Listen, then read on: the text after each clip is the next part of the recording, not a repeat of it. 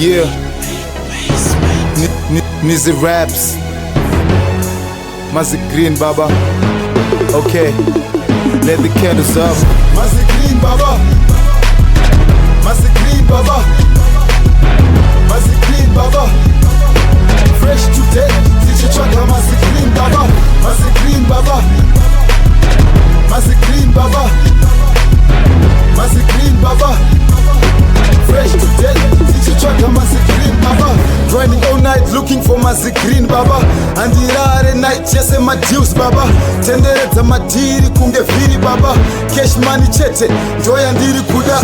Money on my mind apa ziso rakachuka. Dabuda patenda dzoka homwe yakafuta. Kuchaga mari chete hustle hard every day yakuba ndati kwete. Team cheche unge khalifa totamba hard. Iri kickboxing takurova mashamba. Onde mari tanga sakanda koka futi. Looking for guaps akapaside shema sushi. Monday to Sunday tichingo chaga cash. Apana zororo zviri kungoita west. Ndatsika magia ndaseta best. If you don't make money then you don't make sense. Mazigreen Baba. Mazigreen Baba. Mazigreen Baba. Fresh today tichichaka Mazigreen Baba. Mazigreen Baba. Mazigreen Baba. Mazigreen Baba. Fresh today tichichaka Mazigreen Baba. Leta magreen Baba ndovanda sekerera. Kana majets angu anova ayenderera. Kana makoso acho anova aspederera. Mutuze mangu Baba achizevezera.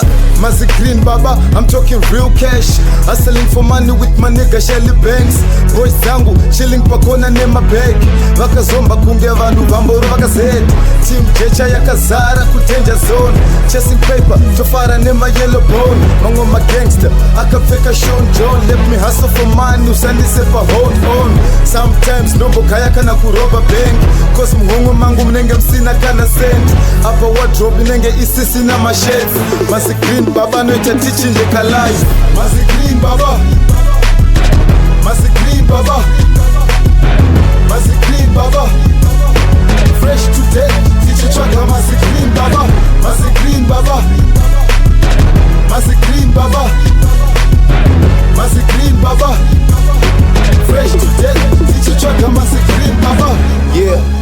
Shout out to Team Blues. Shout out to D-Command. Shout out to KG40. Shout out to Blacks. Mazigreen Baba.